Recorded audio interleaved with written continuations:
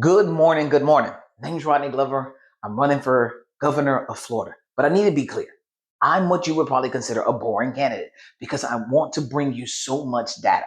So if you go to glover2026.com, that's exactly what you see. You see everything that I'm talking about. You see my focal points. One of the things that I wanted to bring up is the property tax thing. Guys, we're in a cycle of liars. That's just the bottom line. It seems really interesting that they say, hey, we're going to save this, we're going to do this, but that's not the case. It's really not. Let me explain something to you. Again, go to glover2026.com and you'll be able to find this. Florida lawmakers are proposing to eliminate property taxes on homestead properties, claiming it will provide relief for Florida homeowners. However, comprehensive analysis reveals that these proposals primarily benefit corporate landlords and wealthy property investors, not regular citizens. 64% of Florida's property tax revenue comes from non homestead properties, rental properties, commercial properties, second homes, vacation rentals, not primary residence. You understand that? Governor DeSantis told everyone December, Governor DeSantis stated October 15th, 2025, the vast majority of property tax revenue is not from homestead Floridians' properties. It's second homes, investment properties, commercial properties, Airbnb, and all of those things. That's about 68 to 70% of property tax revenue statewide. Why on earth is any of this important to you? Because I tried to tell you and have been screaming at the top of my lungs that Article 7, Section 4 of the Constitution gave homesteaders, people who say, I want to live here forever, a 3% safety net. Every year, your property taxes will only go up 3%. Everyone else that's not a homesteader. Now remember, 64% of all of this stuff is coming from corporations who've bought up over 117,000 homes in the state of Florida. And they also own 17+% of the rental apartments in Florida. So we have more renters in the state of Florida than anything else.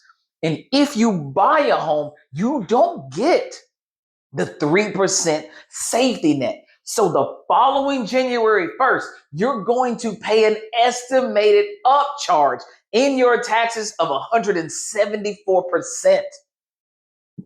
That's under the welcome stranger law that we put in place, statute 193.155. Again, you can go to glover2026.com and find this.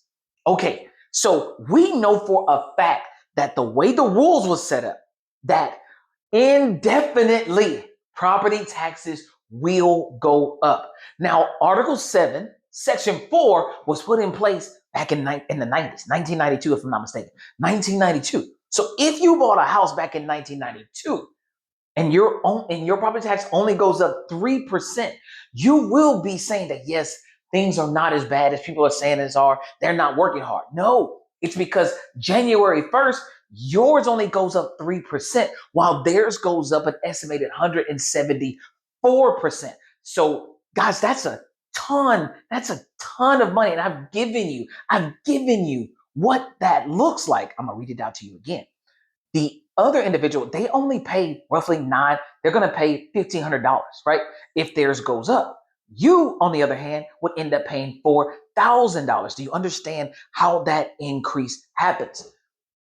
The law put it there.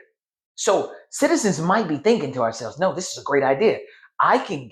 It's being sold to you to say that I'm helping out the people who want to be here. There's only 34% that can afford it, that bought it a long time ago. Because remember, the law made it practically 193.155 overcharged you after you bought your home. So yes, a realtor came out and they sold you something that you thought was a really good deal. But they didn't tell you because maybe they didn't know, but I'm not giving anybody else that's supposed to be a professional this. They should have told you under 193.150 under 193.155, the welcome stranger tax, you better be ready to pay or have the money to pay an estimated 174% come January 1st when you get reassessed at the just value. Do you understand now? Even even new construction has to pay this. Everyone else would have gotten a 3% increase, but everybody's gonna pay 174, an estimated 174% now. Back in 1992, it wasn't like that until they passed these laws. This is something that's systematically being done. We have to address things at its core. That's what's making me, I guess, not the most polarizing candidate. Look how much information I have to bring to you to show you that. Be careful, because under this new proposed law, it is looking like it doesn't help the corporations because they still own all these homes and they have to pay this money. But we know that the taxes that they're paying, that's why rent's going up for everybody, because when you have to keep paying this absorbent amount, because if you're not a homesteader, you have to keep paying at the high 174% rating. Do you understand that? So the rent keeps going up because the law made it that way. Now, property tax, they're going to remove it from the lowest amount because there's a minus sign, because people, you can't afford it, or you have to turn it over. Once you have to turn it over, you fall in the 193.155 welcome stranger provision. Now that becomes you. So when you go out there and you buy a home from somebody who's selling you something, you have to pay at the just value of that home. That's the problem. So even if you start this year, 2026, you buy a home, even if you say, okay, I'm going to be a homesteader, you're still going to pay that 174%. You're going to pay that money. And then you start to get a 3% it just slows down to 3%. This is the problem. Without the access to create a solution, because citizens will ask me, well, what is the solution? Well, we have some options. Number one, we could lower that to 1%. But apparently, in order for this to work, property taxes, some type of money must be done. That's why this is an indefinite thing. It's just hurting. I think people knew this was going to hurt everybody in the future. I'm 100% positive. I believe they knew it, and that it was set up in this manner. All of the renters, all of the new people here, you have to come here. And if you consider buying a home, you also have to consider that I need to homestead. But come January 1st, I need to have an estimated 107. I can expect an estimated 174% increase in my taxes. This may take my home outside of me being able to afford it. Do you see how that changes the conversation when someone asks you to buy a home? That you now can calculate, hey, estimate what you have right now and add 174% increase to that. Can I afford that? Why are we not trying to change the laws to bring that down dramatically, to change the wording? That's why I'm trying to get you to understand we've got to attack this at its core. The problem is literally at the core of how this is being done. This is what I'm telling you. I'm bringing you the information. I'm bringing it to you. I'm showing it to you. You can go to glover2026.com. You can go and pull it up on my research page. It's going to say property tax elimination. Who really benefits is on the title of that. And it's going to be under housing policy and tenant rights. So the section is there for you to go and then look at the structure, look at the laws, and validate if the information I'm putting out to you is proper and correct. Because, ladies and gentlemen, we got a problem. Because there will come a time where corporations will say, hey, we would like to lobby for us to also not have to pay property tax. Who's going to stop them if we don't have the access under 100.361 to say, do not let them out of this? Because they're buying up all these homes. They're already up charging the rent because they have to keep up with the pace of having to pay at that just value, because it doesn't apply. There are no protections for new home buyers or renters. You have to be a homesteader. But if you can't afford it in the first place, you walk and put yourself into debt. This is why I'm trying to save our kids' future. This is why I sit up and I do the research and I bring it to you.